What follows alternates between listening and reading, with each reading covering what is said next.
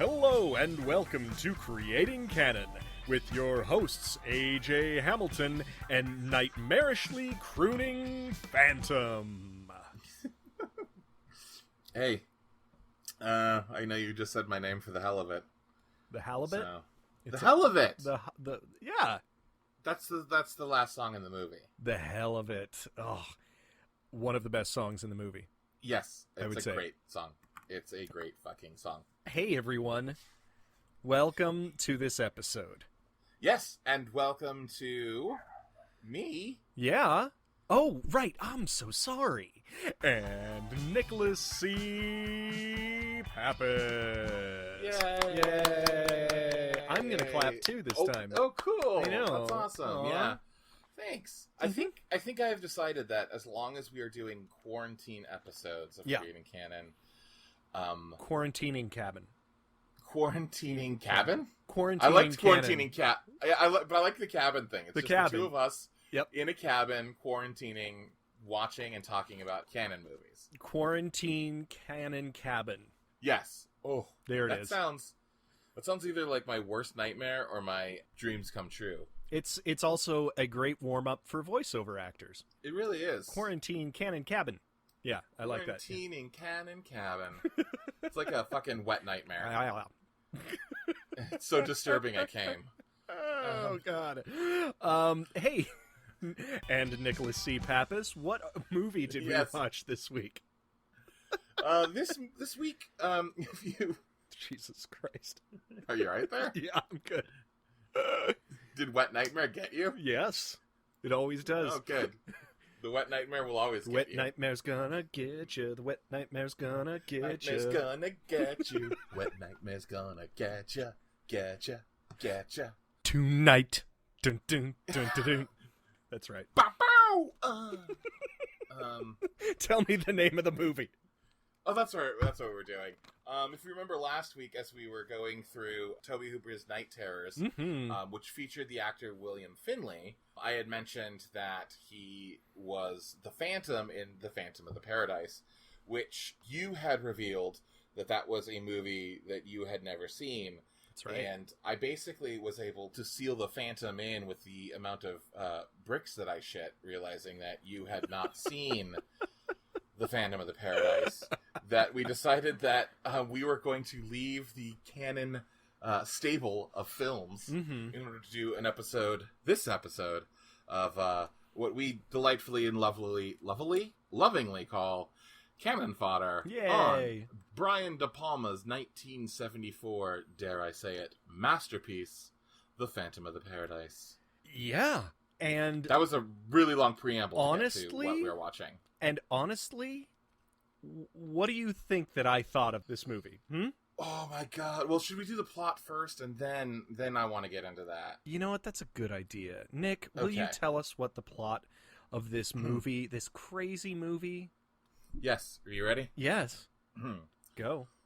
What do you get when you cross Faust, the Phantom of the Opera, Frankenstein, The Picture of Dorian Gray, Paul Williams, rock music, and 40 tons of cocaine? Well, you get one of the greatest musicals ever made, The Phantom of the Paradise. Which is how I feel. Heck yeah. I'm hoping you liked this. I feel like I think it's one of those movies where my hunch, so I have to tell you, I once in my script analysis class, I don't know if people know, I teach. What? In my script analysis class, I teach at a college, by the way, which is even crazier. Yikes. In my script analysis class, every year, we watch, at the very end of class, one of my favorite movies that I don't think anyone in the class has ever heard of. Okay. And one year we watched this movie. And the first 20 minutes or so, the students were all like, what the fuck are you making us watch? By the end of the movie, every single one of them were like, can we put on this play? Is this a play? I love this. I want this for myself. Can I get the soundtrack? So my guess and my hope is that you had the same reaction as my script analysis class, where you went through about 20 minutes of, what the fuck? And then we're like, genius. You're a genius. Here's my opinion after the fact. Other than it not having as catchy music, I am absolutely floored that this is not as popular as Rocky Horror Picture Show. Yay! Honestly. This was such a weird, satisfying ride. This was a bizarre movie, but this rode the line for being groany sort of schlock and brilliance for like you say the first 20 minutes, and then it just goes into overdrive, and it's amazing. Well, it's interesting that you say the thing about you're surprised that it's not as popular as Rocky Horror. Yeah. And it's not. Which came out a year later, actually, just for context. Oh, yeah, 75. Yeah. This is 1974. Yeah, that's really interesting. I never really thought of that, but yeah. And both of them were absolute bombs when they first came out. Sure. And it's interesting because, as you said, Rocky Horror became super popular with their midnight showings. This, though, what is fascinating about this is I've actually had the absolute pleasure of seeing this in a theater with an audience on the big screen, and it is a wild, incredible ride. And I have tried to purchase tickets to this movie in theaters every single time it comes around, and who wouldn't? It nearly always sells out, and it's really like you kind of have to know that it's coming and then buy tickets the second they go on sale. So that's all to say that it does have its like hardcore cult fans and following. Oh, I believe it. I absolutely believe it. I just I think that it's interesting, especially because of the director who is the writer. I'm very surprised that this is not, because this is not a cultural touchstone as the Rocky Horror Picture Show. Because even if you haven't seen it, even if you're not obsessed, even if you haven't seen a midnight showing of Rocky Horror Picture Show, it is in the common lexicon. Yeah, absolutely. It's definitely like it's a shorthand of whatever. Yeah, but yeah. I guess there's Tim Curry, and I don't know, and I say the music is a bit more. It's featured. It's like an actual musical. It's like set pieces. Rocky Horror Picture Show is like set pieces. And got it. In Rocky Horror, yes. And clearly delineated scenes with the music within it and choreographed and everything. This movie actually has it, even if there are certain times where there are performances, it's weaved into the storyline more so, I would say. Well, I think even a stronger distinction is that the Rocky Horror Picture Show is an actual musical. Yeah. Whereas this is a movie about musicians. Sure. So no one sings their feelings in this movie. They sing songs.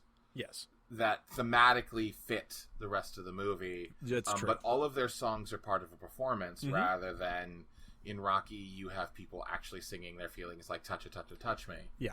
Yeah. And that is a big difference. You did mention the director, and just to be clear, that's Brian DePalma. Like Brian Blowout, fucking DePalma, Scarface, Carrie, The Untouchables, Carlito's Way, Mission Impossible. The Brian first one, fucking DePalma. What the? And this movie too has its I would say that this movie has got one of the most incredible production crews that we've seen in a while. The movie was edited by Paul Hirsch, who was nominated for an Academy Award for Star Wars: A New Hope. Oh, wow. He also did Episode 5 of Star Wars. He did Carrie. He did Creepshow, Footloose, Ferris Bueller, Planes, Trains, and Automobiles, Falling Down, Mission Impossible 1, 4, and 5. Damn. Lake Placid, Ray, The New Mummy with Tom Cruise, and The Adventures of Pluto Nash. Well, a couple of those are great. Yeah. Most of them are. Yes. Our production design was Jack Fisk. Yeah, I saw that. Jack Fisk did The Thin Red Line, Mulholland Drive, Straight Story, The New World, There Will Be Blood, Tree of Life, The Master, and The Revenant. That's a fucking list right there. That is an incredible list. Go Jack Fisk. Really, it's only 2 directors, which is really funny when you think about it, because we've got, or 3, sorry. Paul Thomas Anderson, David Lynch, and then Terrence Malick. in that grouping, which is three pretty solid guys. Yeah, it's pretty great. Well, I guess they're also guys who know talent when they see it. Exactly. So and then the biggest contributor who I love so much is this movie features Paul Williams as Swan, one of the characters. Yep. But also all the music is by Paul Williams. And Paul Williams is one of those guys who is one of the most important creators of popular music from the 60s through the 80s and even 90s. Yeah. Paul Williams won an Oscar for the song Evergreen, which was in the 1976 version of A Star is Born. Sure. He was Oscar nominated for Cinderella Liberty, Bugsy Malone, which is a touchstone of my childhood, The Muppet Movie, which is another touchstone of my childhood. He specifically wrote the song Rainbow Connection. Oh my god. He wrote the theme to The Love Boat. I saw that, yes. Yeah. Holy shit, man. He wrote the music for A Muppet Christmas Carol. And he also wrote, and this is one of those movies that is much maligned, and maybe we should do a podcast on this someday too. Yes. Ishtar, which most people consider the worst movie, or I've heard a lot of people bandy about that it's the worst movie of all time. Have you seen Ishtar? I have not. No. Oh my god, Ishtar is great. God. No, it's wonderful. I doubt that highly. It's actually really wonderful. Like, okay. The reason it did horribly at the box office. All right. And I think this is one of those things where people assume that because it did badly that the movie is bad. Yeah. And one of the things it gets shit for is that, the songs aren't very good and whatnot. And the whole plot of the movie is it's about two terrible lounge singers. Warren Beatty and Dustin Hoffman. Yep. Yes. But that's the point of the movie, is that they write bad music. Which, it's hard to write really good bad music. Right. And Paul Williams fucking nails it in Ishtar. And that's just his movie work. That's not even into his... And he has a huge actor credit. Like, he's not just a musician and a composer.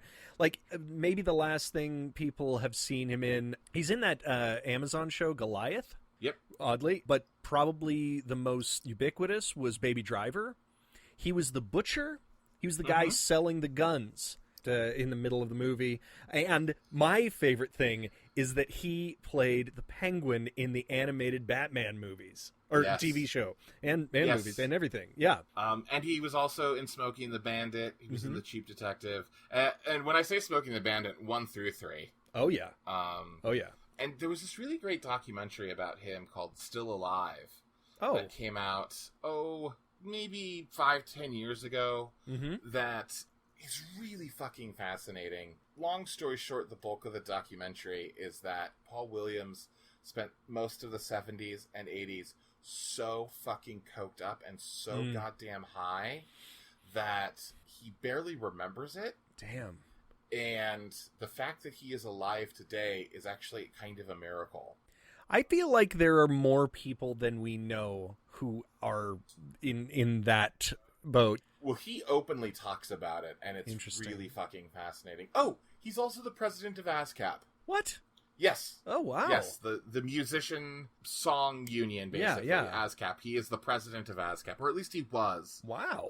I think he still is, though. Huh. So, I mean, we haven't even started talking about the movie, and we're like, 15 minutes into this thing? Yeah.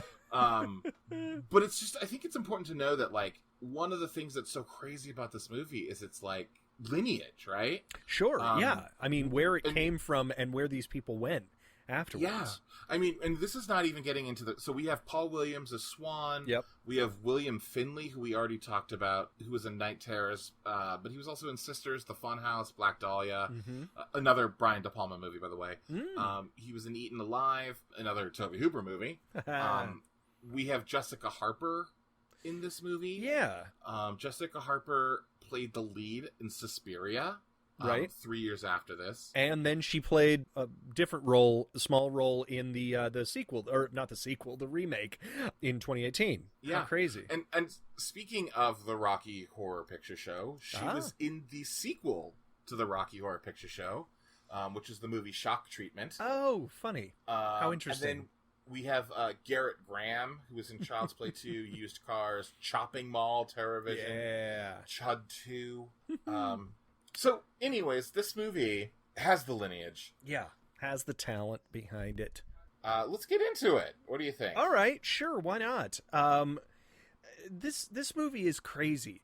This movie has has such weird tonal shifts in it, and I know that we always talk about that, but when there are a lot of movies where they have just one tone, they stick to it, or two tones woven together throughout. But this movie is bizarre in the things that it chooses to place in each sequential scene, because it changes from a frenetic, weird feeling of like some of the scenes in A Christmas Story. I don't know. I don't even know why I brought that up. There are these parts where they speed up the action, and it just feels like those imagination moments that Ralphie has, and I see. like when he gets sent to Sing Sing. I don't know, just this weirdness.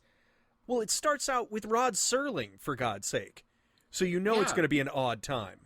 Well, first, before it even starts out with Rod Serling, one of the things that really actually bummed me out in retrospect is the first thing that came up is that it's a 20th Century Fox movie.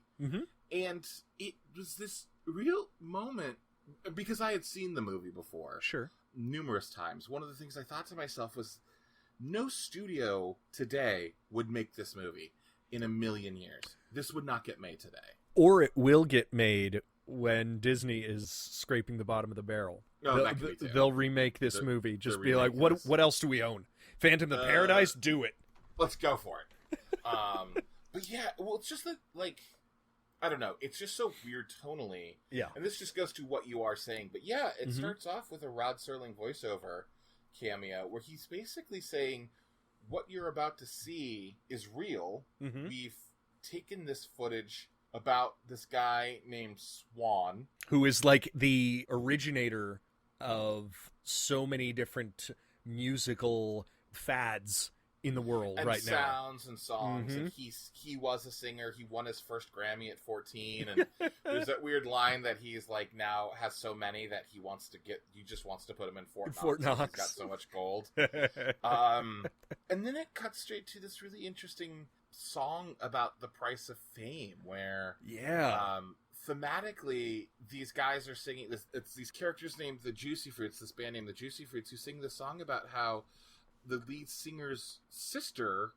is sick and needs money for a surgery. Yeah. And the quickest way to shoot to fame is to die. Yeah. So he releases his first album and then commits suicide so people will listen to him. And there's such a disturbing line in there that says, though it's hard to applaud suicide, he did it for his sister. Which thematically becomes such a huge part of this movie. It really does. The idea of what the price of fame is. Yeah. Heavy to start out with, and also almost but told humorously. Told humorously, yes, of course, and it is through a band who is dressed up as like greasers from the 50s. Yep.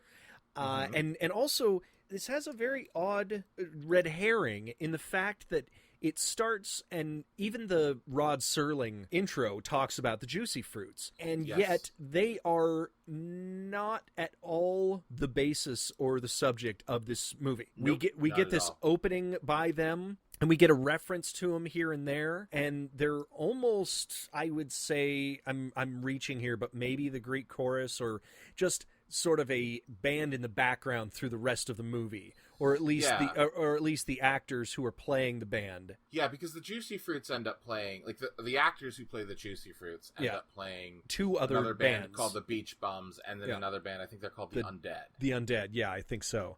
But they are not at all the focus of this movie, which blew me away, because the first 5 minutes of the movie is them just singing this song, and on this set, kind of like not a Soul Train, but just that thing you do. It's like that. That thing you do. There you go. Yeah, exactly.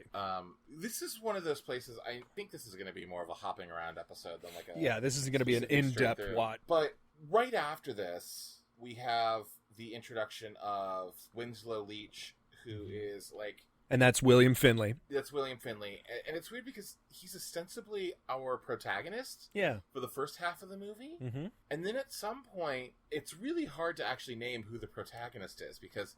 And sometimes I feel like it's Swan, who... But also, like, sometimes... Little Phoenix. It's Phoenix, and sometimes it feels like, you know, like there is Winslow, none? Yeah, like, because once Winslow becomes the Phantom, he also becomes sort of an antagonist. Yes. But anyways, Winslow sings this really beautiful song. I love this song personally so much. And it's a concerto about Faust. Cantata about Faust. Yes. And it's basically yet another song about what do you have to sell of yourself for fame. And apparently Winslow's written this gigantic opera, cantata, musical experience, whatever you want to call it. Yes, indeed.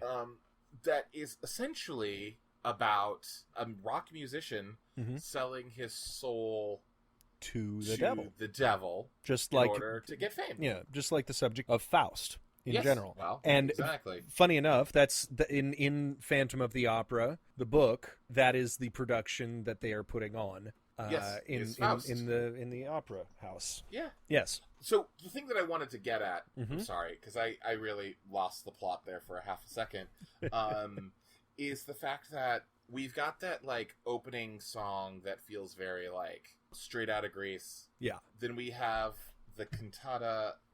Later on, we have a like Gidget Beach Boys kind of ish song going on. Yeah. And then we have like the hardest of hard rock song. All thrown in, yeah. It feels like really big glam rock. Hair metal. Hair metal-ish? Hair metal. Kind of, ish. yeah. I was thinking it's more like Bowie, right? It's like Bowie mixed with... Actually, it's just like Bowie. Not mixed with anything. No. He mixed enough stuff. Like the ballads that are going on. And then we have that song at the very end that feels sort of like an adult contemporary rock in a weird way, where it doesn't feel like rock like the rest of it. The whole point that I'm getting to, all of these different sounds that actually I think sound authentic and very different from each other, all of that music is written by Paul Williams. That's incredible.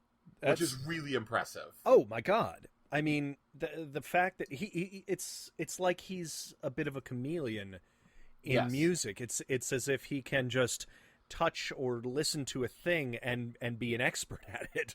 I think he's honestly one of the biggest musical geniuses to have ever lived. And it's really fascinating that not a lot of people know who he is. That's incredible. And it's a great way to accentuate the differences between the heartfelt music that we are meant to feel is worthwhile, that Winslow technically writes, versus the sort of pop music that we hear throughout the movie.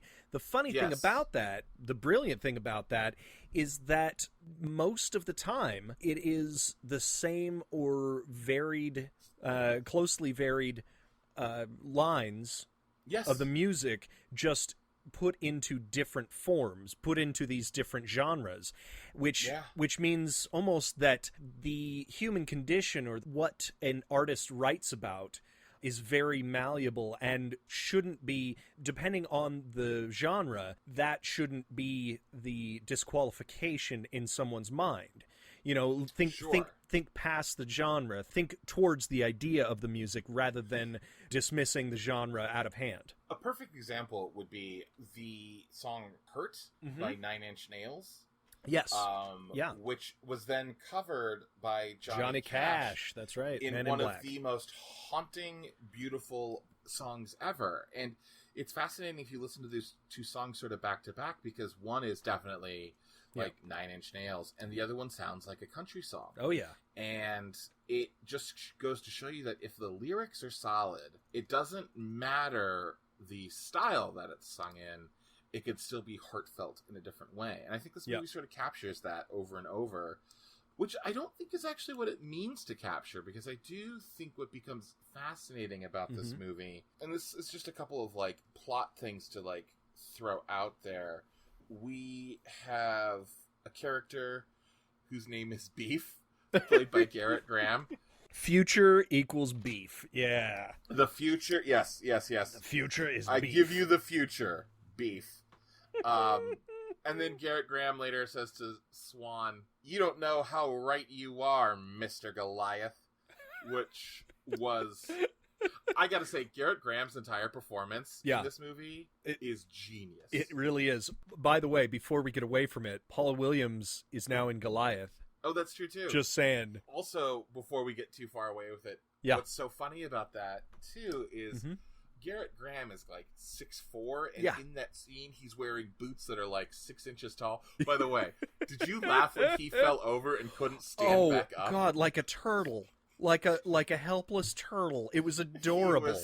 Oh, my God. Physical humor at its best. That was awesome. Was genius. But the thing, though, about Paul Williams is like 5'2". Oh, he's tiny, man. It's also really funny to hear Goliath said to a man who is at least a foot and a half shorter than the other man calling him Goliath. On the best day. Yeah, exactly. Yeah. Oh, God. One major part of the story that we're missing is that there's this character named Phoenix that Winslow Leach falls in love with. She is the only one who he wants to have sing his songs.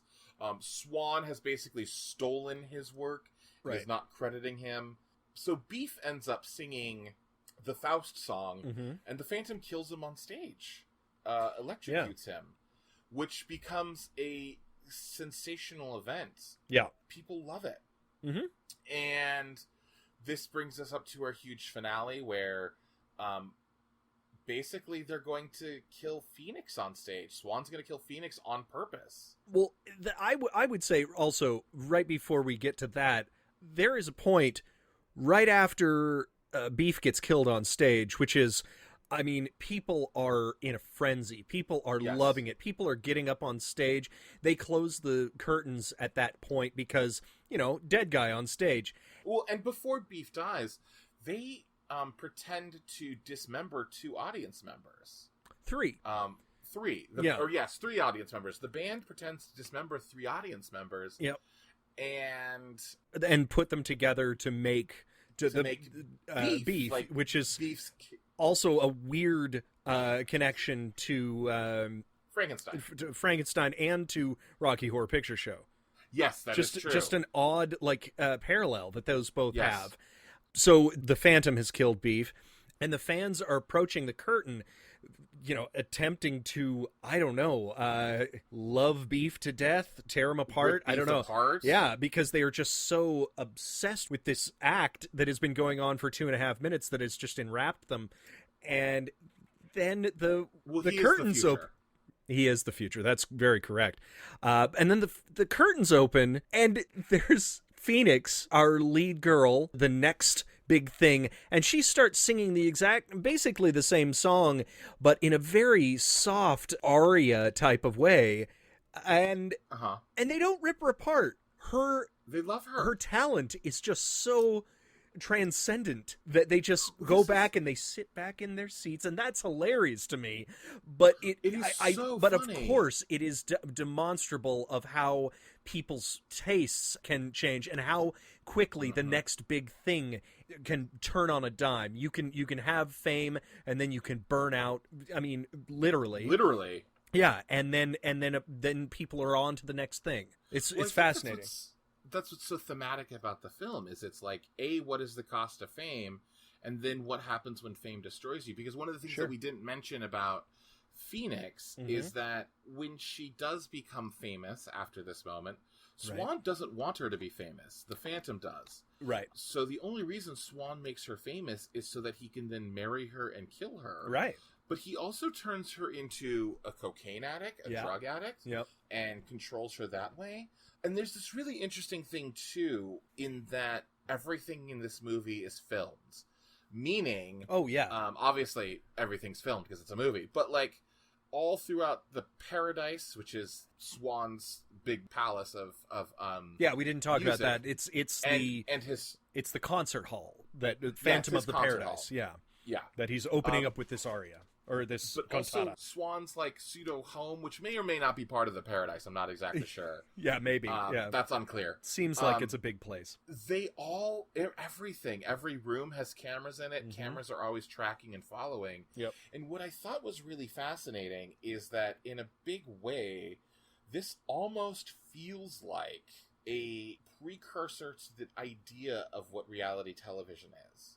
Oh, that's fascinating. Yeah. Because if you think of somebody like, and I know they're much maligned, and this is like low-hanging fruit, but if you do think of like the Kardashians, where they can't tell people things about their lives until it happens 5 months later as an episode of their television show. Oh, Christ. You know, Kim and Kanye might be divorced right now. We don't know. We won't know until the next season starts. Yeah. You know, it's things like that. And like, what price do they pay for fame?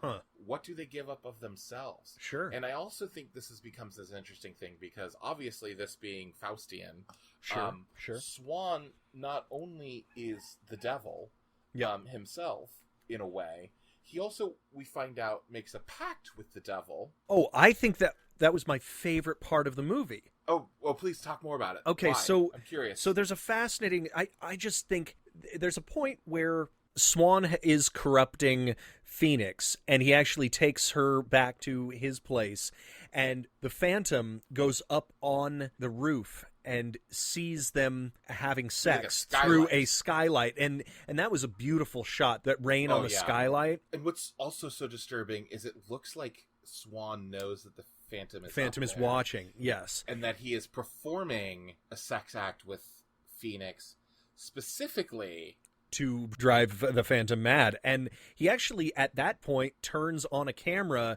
that is above the Phantom, shooting through the skylight. It's a very odd thing. And they actually do this a couple of times. They also have another shot, right? A split screen where there's... split screen, yeah. When Swan turns on the camera from behind the Phantom, he also turns on a camera that is filming the sex act from the side. Yes. So we can see... And there's a split screen where we can see both them kissing in close-up on the right half of the screen, and then the Phantom watching from the distance on the left half of the screen. Yeah, it's a trippy concept, and I loved it. And at that point, the Phantom is so distraught that he tries to kill himself. He stabs himself in the chest, in the heart, where he's been... You know, it's been ripped out of his chest, and he doesn't actually rip it out of his chest. The viewing of that's sad. It's a sad thing. And the metaphor. The metaphor. And at that point, he's laying dead on the roof, and Swan comes up, and he's like, "Hey, dude, get up. You can't die until I say so." Because we didn't talk about this either, but there is a massive Faustian contract that you have to sign with blood. That Phantom, that Winslow signs with blood earlier on, after he's trying to get his voice back and blah blah blah. One quick thing about the voice back thing, which is amazing, because Winslow. So man, we are jumping all over. That's fine. Just watch the movie. Yeah. So there's this really interesting metaphor where the Juicy Fruits do a version of Winslow's Faustian song. Right. Winslow goes to destroy the record factory that is making the Juicy Fruits version of the Faust record. Right. And when he's there, a security guard comes in. He basically accidentally falls into the record press, and the record press closes and burns an imprint of the record into his face. Oh. Which is ironic because, number one, he is now branded by his own song forever. Yeah. And number two, in that incident, he loses his voice. So in the scene where he's about to sign the Faustian contracts, Swan realizes that the Phantom has no voice, that he can't speak.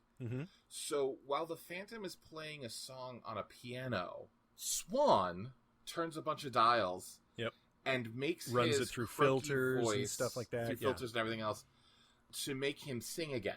Did you notice anything interesting about his voice? I didn't. I just thought it sounded like the voice from the beginning. So it's not. That's the crazy part. So the voice in the beginning is William Finley's own singing voice. When Paul Williams' character Swan fucks with the Phantom's vocal cords, the voice that's singing is Paul Williams' voice. So when he says, "Oh, that voice is perfect."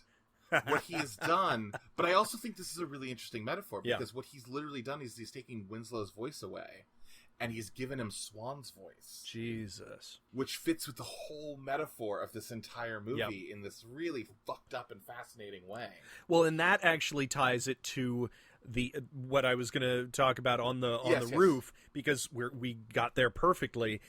When Swan stands up there above the Phantom and sort of mocks him, he's like, "You're not getting out of here until I'm dead." Well, then the Phantom goes for Swan and stabs him, and this is my favorite line of the whole movie. Swan laughs it off and says, "I'm under contract too."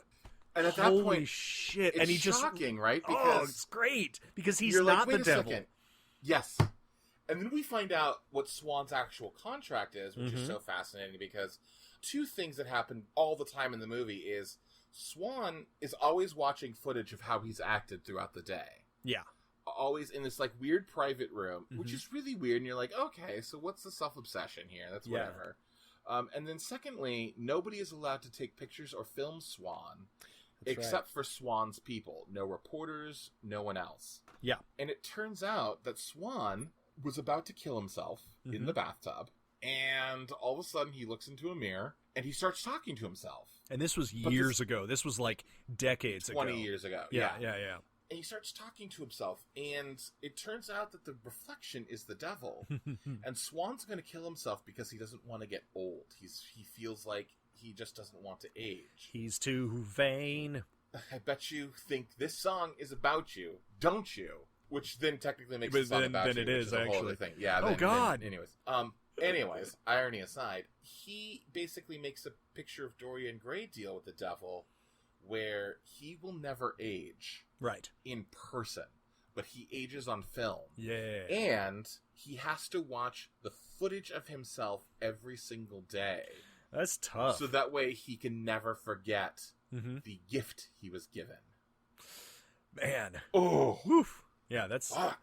That is a Faustian bargain if I've ever heard it. Man, it's more of a monkey's paw type of shit, you know? It really, be careful what ways, you wish for. What you wish for. But, all bad. Making deals with devils is bad. But, yeah, no, I hear it. I hear that. And the coolest thing is that we get told this through a recording of it, because actually Swan says, "You will never be free of me until that contract is ripped up." And so the Phantom goes and looks for the contract, and he actually finds that Faustian contract that Swan had made. And that set off all of the different videos of the contracts that had been made. Several contracts that have happened between Swan and other people. Including the Phantom and Phoenix, sadly. Yes. Yeah. Oh, man. I find this movie to be weirdly emotional. There's a couple moments where I feel like I'm about to, tear up throughout, which I think is really interesting overall. Yeah. I feel like it always sneaks up on me and in slightly different places. So, for example, when Swan is making Winslow's voice sound like him, I find that to be haunting and disturbing. When Swan says to Phoenix, "Give me your voice and I'll give you whatever you want, and I'll let you sing any song and you'll be famous." I think that's in its own self-disturbing. I don't know. And some of the songs that opening Winslow song, the first song that Winslow sings, and the innocence that he has just sitting there on the set with nobody else listening to him, just playing it for himself, essentially. I mean, he wasn't really performing it, and that's the fascinating thing. I don't even know why he was there necessarily. It's really quick, but there's a scene at the beginning. It's like, "Tonight, the juicy fruits," and then he posts him, puts over his name. That's right. And I think what he's done is he sneaks into the club and he's just playing when other people are not paying attention. And I also think what makes that song so weirdly beautiful is when William Finley's voice is not the greatest voice in the world. No, it's sort of raw. And I think there's something really beautiful about that rawness that actually creates a gorgeous... It's like, I know this sounds weird, but I've always found Christina Aguilera's voice to be more interesting than Britney Spears. Okay. And I use them because they sort of came out at the same time. And one of the things I realized much later in life is that Britney, her early stuff was always done through a auto-tuning sort of auto-tuning. thing. Mm-hmm. Whereas Christina Aguilera refused to have things auto-tuned, especially when she got more control. So you can actually hear the imperfections and the cracking in her voice and the emotion in her voice. That's interesting. Which I think somehow... It's also like Jennifer Hudson in that Dreamgirls song. Jennifer Hudson's voice is gorgeous, but what really hits you is when her voice cracks. Or when her voice falters just the tiniest bit. The humanness of it, yeah. And I think that's what William Finley does so well. Well, in that opening song. Another one of the points of emotion, while he is still Winslow and not the Phantom, truly, there's this moment where he actually finds Phoenix for the first time in a line of auditioners for Swan. Oh, yeah. And he goes up there, and Winslow hears Phoenix singing his words, and he actually coaches her through the song, and it shows at that point the purity of just two performers, not performing for anyone, but for the love of the song. You know, there's nothing but the song between the two at that moment while they're singing it together. And I thought that was a beautiful moment because it's not about the showmanship. It's about the purity of the song itself and of music in general. It showed an eccentricity in Winslow, obviously, of his perfection sort of came out, but it also meant that he was trying to communicate his gift or his message to a person, to one specific person who seemed to care about it as much as he did. Which, of course, then becomes why Phoenix is Winslow's protege, so to speak. Yes. Which is a perfect connection between the Phantom and Christine Daae in Phantom of the Opera, right? So, like, it's a perfect... I hate to use the term meet cute, because it's really not quite a cute here, but, like, it's kind of perfect. Meet awkward. And then juxtaposed immediately with 8 women who are then forced into Swan's bedroom, basically. It was the casting couch. It's the casting couch. Swan's second in charge is a guy named Philbin. Basically what happens is the door opens, we see inside just enough for Philbin to stand, a woman ripped up off the casting couch and sort of like tossed aside, and then another woman forced down onto the casting couch and he climbs on top of her. And I also thought that was a considering this is 74, correct, at this point it is 46 years old. And they were basically already calling out the Harvey Weinsteins of the world. And showing the reality of any show business. What I thought was really interesting is, and done really well, is I actually thought they did a great job of making it feel sleazy and not glorifying it. Because I do feel like a lot of movies of this time would have maybe glorified that moment where it's like, hey, look what we get to do. Every time there's sexual assault, every time there's plying women with drugs, every single time it's just like it looks depraved. Want to puke. Yeah, I mean, it was. But I think it's filmed that way. Absolutely, I think DePalma had an idea behind this, and it was showing the reality and the underbelly of an industry in a metaphorical sense to whatever extent that we see it in. Versus a glorification of it. It's the end of Wolf of Wall Street versus the beginning. Totally. I also want to point out one thing that I did. I'm so glad I paused this, but when Winslow is attacking Philbin for taking his music, at the very beginning, I paused it on a button that is on Philbin's jacket, and it says Orgy Organizer. It's a green button. If you ever see the movie, check it out. Look for it. That's what he ends up doing. Yes, he does. Yeah. Jesus. So, in addition to, I think, how much this movie, through story and metaphor and theme, is so solid. Yeah. I also think there's some really interesting small pop culture things at the time. Okay. Where, like, all of Swan's security is done by bikers. Which, yes. Which reminds me of Altamont, where Hells Angels did the security for the Rolling Stones concert, Absolutely. which was basically the West Coast Woodstock until someone died. Yeah. So that becomes fascinating too, because Altamont was 5 years before this movie. I think Altamont was 69. I think that's when Woodstock was. So yeah, around that part. So yeah. Hey everybody, Research AJ here. Woodstock, which was held at a dairy farm in Bethel, New York, not actually in Woodstock, was held August 15th through the 18th, 1969. The free concert at the Altamont Raceway in California was held December 6th, 1969. Only 2 people died at Woodstock, one from an overdose, while one was driven over by a tractor while sleeping in a neighboring field. Of course, Altamont was much more violent, with 4 deaths, one being Meredith Hunter, an 18-year-old who was stabbed by one of the Hells Angels. Yikes. All right, back to the show. I think that's really interesting. So they're tapping into that. They're tapping into like Bowie with Beef, the Beef character. Yes. And what's interesting is this is a time where music, it's just after Manson, and it's just at the point where, you know, we're losing some innocence. And we are sort of in 74.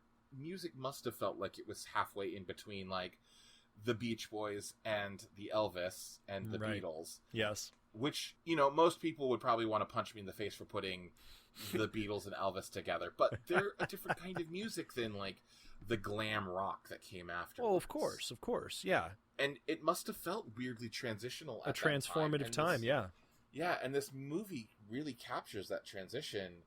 We should also talk about, I would love to talk about, there's like 4 or 5 shots in this movie that I think any single one of them would define a filmmaker's career in a really great way. Okay, can we talk... This movie was full of them. Oh my god, absolutely. Can we talk about the desk? The gold record desk? Yes.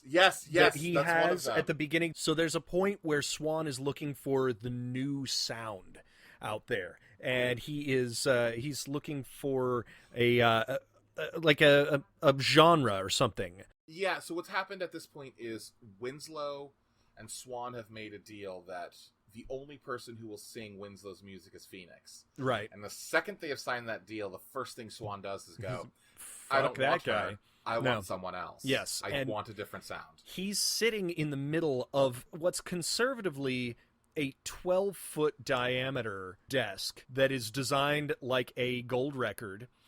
And he has this little remote control that turns on and off spotlights around him, and he has these musical groups, like a doo-wop group and a country group, right? He also has like a Dream Girl type of trio. Trio. Yes, and then he has Beef at the very end, and it's such a surreal moment, but it also exemplifies the ruling of an executive, you know, just sort of the on-demand power that a producer would have. Yes. Yeah, that scene, and it's so beautifully shot too, because it's basically him at this gold desk talking to Philbin. Yep. And then behind Philbin, the first group comes up, and you just hear Swan go, nope. And then the camera pans in darkness to another spotlight that comes up. And then, like, that's all it is like just pitch black darkness, and the camera pans from spotlight to spotlight to spotlight, until it lands on Beef, and Swan's happy, and it's just that's a gorgeous shot. Yeah, I absolutely love that. Another shot that I love is the first reveal of Swan. Okay, so we have this really interesting thing where we've heard Swan's voice and we've seen Swan's hands. Yes, early in the movie where Philbin talks directly to camera as if we are Swan. That was such a weird moment, but I loved that. It's unsettling, but awesome. Yeah. And then later in the movie, Swan, there's basically like an orgy happening of women. Yes. And all the women are like, Swan likes to watch. Swan's going to come in. Swan's going to take over. Be ready for Swan. Yeah. And all of a sudden, Swan walks in the door, and he's sort of like, I'm ready, ladies, you know. And what becomes so incredible about the shot to me is you don't realize it, but what we're actually looking at, the camera's facing a mirror. And Swan has walked into a door on the other side of the room. So we have this incredibly long shot of Swan in a mirror, Then the camera pans across all of the women, mm-hmm. and then it's revealed that one of the women is actually Winslow. Yes. And the camera passes through Winslow and then up to Swan actually at the door. Mm-hmm. So we have bookended Swan in the door in this shot because of the mirror. And it's brilliant. It's actually just a gorgeous shot. It is. It is. Another shot that I really... Or did you have more? Because I think we can just take turns. Oh, yeah. We talked about the split screening at the nearer to the end, yes. And I just wanted to talk about the first incident of the split screen, which actually you pointed out to me pre our discussion of this, that it's a nod to which movie? Touch of Evil. Touch of Evil, that's right. So what ends up happening is, Winslow's the Phantom now. Mm-hmm. Winslow plants a bomb. In a prop car. And we see Winslow planting the bomb in the prop car on one side of the screen. Yep. When on the other side of the screen, we see the Beach Bums. Yeah, the performance. Winslow's song. Exactly. And from like the audience perspective. From the audience perspective. Sure. Or like Swan's perspective. Oh, yeah, yeah. And at first, I don't think you quite realize that these two things are connected. Well, I sort of did, because it did feel like it was off stage, but it also felt like, have you ever seen, oh God, what is that movie? The beginning of The Italian Job? The first Italian Job? The Michael Caine original? Yes, yeah, exactly. Do you remember it at all? Years and years and years ago. It starts off with a very odd sort of montage type of thing where it's just the multiple shots on one screen. And that was the weird part of it, was that we hadn't seen that done throughout the first part of the movie. This is about 30 minutes in. In Phantom. In Phantom, we haven't seen this, and we only see it twice in the whole movie. Yeah, that's right. But in this moment, we see this very interesting shot where you could have cut back and forth. You absolutely it's so much better that they didn't. It's amazing that they didn't, because it amps up the tension somehow.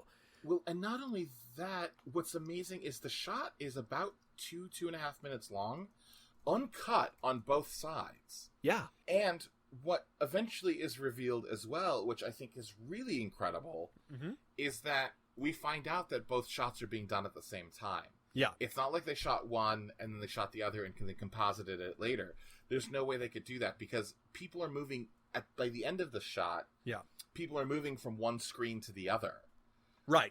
Yes, exactly. And then what caps all of this off in a really amazing way, the timing of it is, on the right side of the screen, we have the camera go up and show the Phantom watching the car. Yeah. Go across to the auditorium and seeing Paul Williams look at the Phantom. Oh. Just as the car explodes. Right. And then Paul Williams looks down at the car. Yeah. And the timing of that is like... It's brilliant. It's incredible. And it's like the long 2-minute tracking shot in Touch of Evil, where somebody puts a bomb in the back of a car and then it goes off, right? Yes, so exactly. That's where that is. Did you catch the other famous 1960s shot that this movie aped in a really fascinating way? No, I don't think I did. So when Beef is in the shower... Uh-huh. Oh, the Psycho! Yes, Psycho absolutely, absolutely, yes. Which is another great shot. Beef's in the shower, and it's a clear curtain. Yeah. Shower curtain. And through the curtain, you can see that the Phantom is sneaking into the bathroom.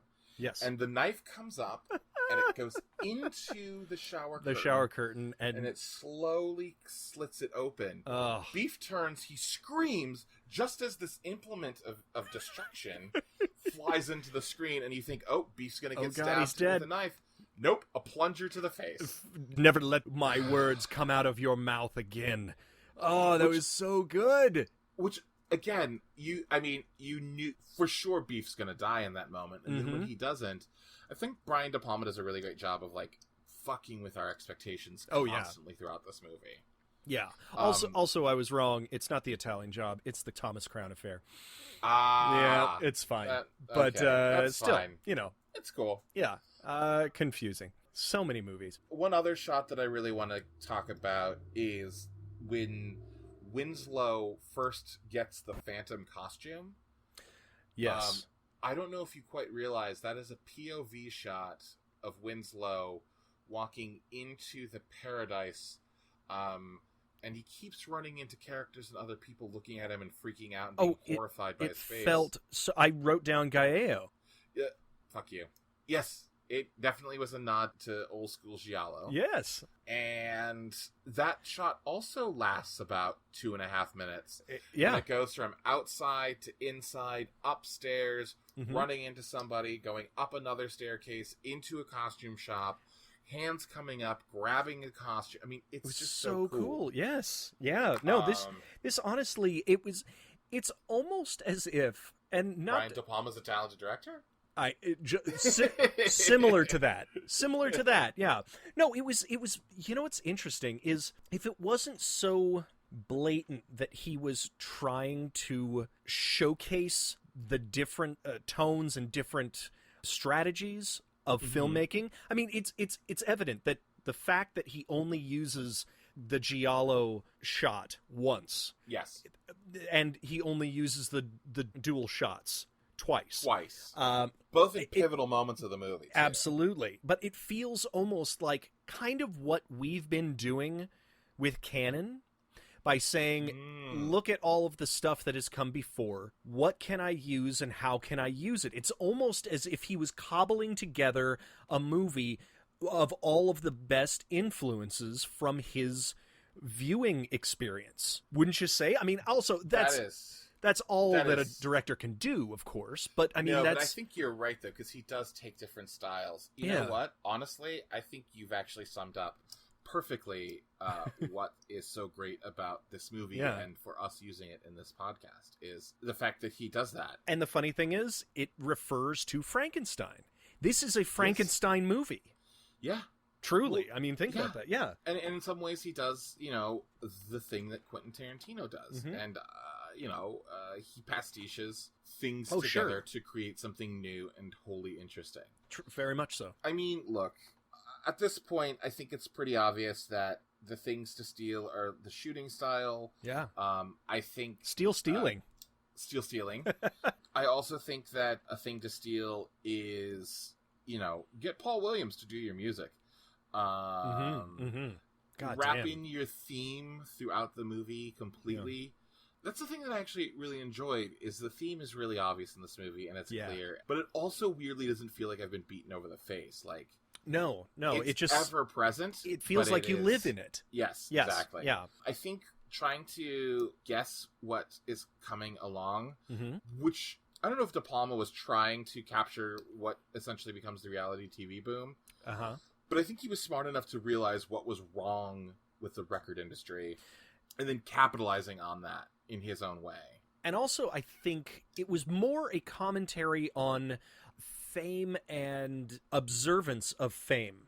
You know, it's almost like Schrodinger's cat. If did it exist if it was not captured? That's a great. You know what I mean? That's actually great too. Yeah. And to say, I mean, there have been paparazzi for absolutely decades, and since the 60s, since really, I mean, people were writing about popular people before that. You know, so it wasn't like the observance of fame was a new thing. And also, I think there's a very interesting shot at the very end when everybody has essentially gotten their comeuppance.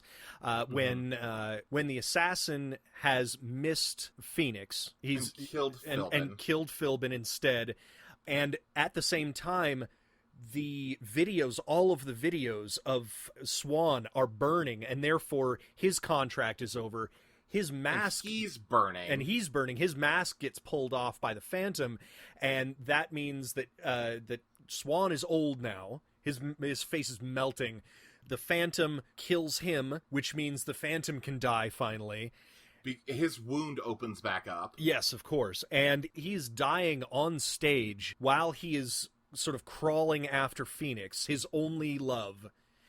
And I thought this was a fascinating thing. They pull back. There's a crane shot, and it shoots down at the people who were observing all of this. And they, in fact, joined in killing Swan at one point. But then, when Phantom is dead, they just get up and start dancing again. Yeah. They ignore him afterwards because they're done. They are absolutely done with vision of their fame that was right in front of them is done. It's fascinating. And it's amazing how, like, that as entertainment is a thing that is concentrated on. And the only person who survives, who is able to, you know, go on and rise again is Phoenix. Which is interesting because you should have known from the second you met her that she was the only one who's going to get out of this alive. That's right. Also, there's a lot of bird metaphor and swan, Phoenix. Yep. The Phantom looks like a bird. What's the bird themed? Oh no, it's Death Records, which was at one point in the movie called Swan Song, which was Led Zeppelin's company's band, like record label. Yeah, and in the movie they changed the name from Swan Song to Death Records. Yes, which is a dead bird. Which, do you remember Atticus from Blink-182? No. One of the covers of their albums is an upside-down dead bird, just with the opposite orientation, and it's actually their clothing line. That doesn't surprise me that they would, because this is like this movie is, I'm looking at it right now, yeah. This movie is more influential than I think you would think. I believe it, yeah. Daft Punk loves this movie. That's so it's weird. their favorite movie. I love it. To the point where they coordinated with Paul Williams on a song on Random Access Memories in 2013. And then also I want to point out that think of Daft Punk's helmets. Who do they look like? They look like the Phantom. They look like the Phantom. So they are heavily influenced by this movie. Oh my god. How cool. And then, by the way, they did film this movie. I think this is an interesting factoid. They did film this movie with Swan Song as the name of the company on everything. And they had to go back and basically through very, very, very early CGI cover it up. And for the most part, it's good. But and they missed it. They missed one. Did they? Yes. At the very beginning. So if you watch it again, when Winslow goes in to the Swan Song building, it says Swan Song Enterprises. No, I missed that. And when he gets kicked out, it says Death Records. I'm gonna have to go back and watch that. You've got to. Noticed. It's hilarious. I was like, wait a second, that's wrong. Unless they kicked him out of a different door.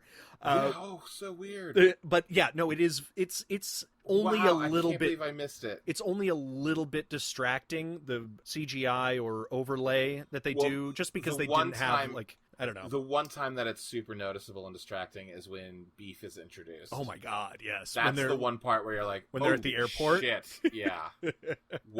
That's a weird shot. Yeah, they really should have done a black background, I think, because it's a white background. It's floating all over the place. It's fine. It's fine. They did their best. Okay, so we talked about what the kind of stuff we would steal from this movie. Yeah. I guess the last question is, I think we know that I love this movie. I think this movie's incredible. Yeah. It is up there for me in terms of, like, interesting cult movies that no one knows about. Sure. I would put it up there in some ways with things like Black Christmas. You're right. You know, maybe not my top 10 of all time, but maybe my top 20. Wow. Damn, dude. Maybe top 20. Like, that's there are a lot of movies out here. But I get it. Yeah. What did you think? I really liked this movie. Awesome. I think one of the oddest parts of this movie is the intro, because the Rod Serling bit, the Rod Serling intro, the Rod Serling intro, and even the Juicy Fruits, it gives you the sense that this is going to be almost less of a movie than it turns out to be. Yes, I don't know if that makes sense. Yeah, because it doesn't set you up for the fascinating look wild fucking ride we're going on. Yeah, absolutely. And so I think that it almost does a disservice to itself in the first 6 minutes of the movie. Well, I think it's really trying to trap you in a way. It does. It lulls you into a weird place. Oh. Yeah. But no, I think that I would go into it and I would show it to other people, but tell them to keep an open mind and not think of everything in a non-metaphorical way. You know, in this, yes, you can watch it for just the batshit craziness that it is, but also there is so much more. I think just from talking about this, from seeing it for the first time in my life, it spoke to me quite a bit, and awesome. it had a really interesting message to it. So yeah, I very much enjoyed it. And we should also talk about, and I know we briefly touched on it, the performances: William Finley, Paul Williams, Jessica Harper, Garrett Graham, and George Mimoli, who are sort of like our 5 main people. Sure. I think the performances in this movie are pretty spectacular. Yeah, I think Jessica Harper has a great presence. Yes. I don't think she's used enough. And whoever's singing for her, unless she is, had a really nice voice. Had a great voice. Yeah, I agree. I also like Paul Williams in that. Oh God! Yeah. Listen, he's so weird. He is. That's why he stands out to me. Yes. That's why in Baby Driver, especially, you know, like, and it really in anything that he does, you always know that he is a special human being whenever you see him. And I actually remember looking him up. I was like, why do I recognize that guy from Baby Driver? And I was like, oh shit, it's Paul Williams. Yeah. Are you kidding me? Interesting. Yes. So interesting. Yeah. Yeah, and Winslow, William Finley, man. He is an odd-looking dude. Yes, it's true. Very true. And his eye, he only and that's a thing. In his mask, he has one eye that's covered up and one eye just as with the actual Phantom of the Opera. Yep. He acts the shit out of the those one scenes eye that with you the can see. eye. Yeah. Yeah. Because that is a cartoon eye. Yep. Are you kidding me? Like that feels like not a real person's eye. Which is so weird because he is not great in Night Terrors. No, I mean, he's not given a bunch to do either. Right, that's true. But, like, he is so good in this. It's one of those things where it's like, anyone, like, well, I think actually everyone gives it their all in this movie, because Garrett Graham's performance. Oh, yeah. Oh, also, when Garrett Graham wears the antler belt. Bodice, or, what the Oh, God, that was so weird. So weird. I love when this he's movie. trying to intimidate. And actually, I think Garrett has one of my second favorite lines. Listen, man, I know the difference between drug reel and real. Yes. So good. So good. I'm glad you like this movie. I'm glad I did high too. Praise. Yeah. I think everybody should go out there and it definitely feels like, honestly, it could have been on the Cannon docket to buy. Oh, absolutely. I feel like they would have absolutely picked this up. This was right in that time period. Yeah. It was a little early, but like I could see them doing this. Absolutely. And it's the right kind of batshit crazy. Yeah. I mean, look, the movie's 91 minutes, I think, but I feel like every single time I watch it, it goes by in about 10 minutes. It's so good, and like, yet it doesn't feel like fluff.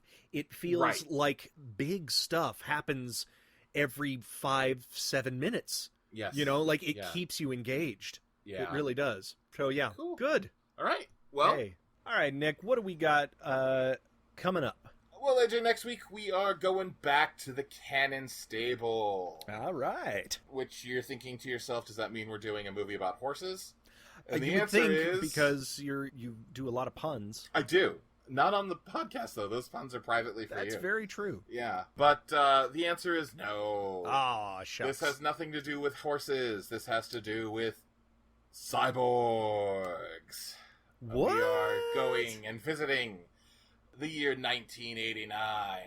And I'm taking you to the Bronx so we can see the Bronx Executioner.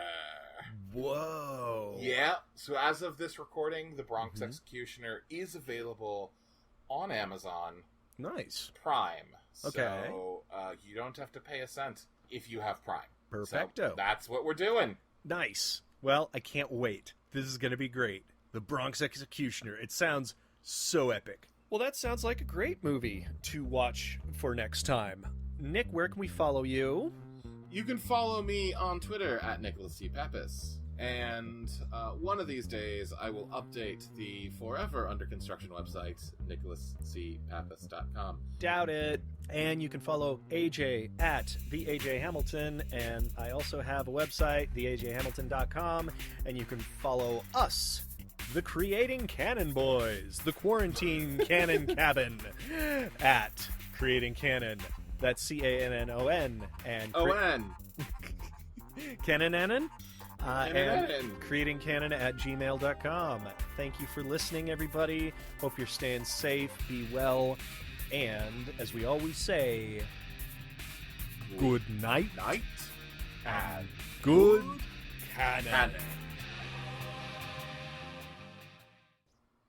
Love it. All right. Love it. Okay. Oh, with a girl. All right, and let's get those claps rolling. Nuclear test. Wait, why nuclear tests? What the antidote? Yeah. It's the antidote, Dr. Jones. You are being recorded right now. I don't care. I don't care. And nice. Fuck me. Okay. I almost had it. Okay, thank you. Oh my god. No. You got it. You got it, bro. You cool. got it. You know, Papatopoulos is a great documentary on filmmaking if anyone's interested in watching that. Indeed.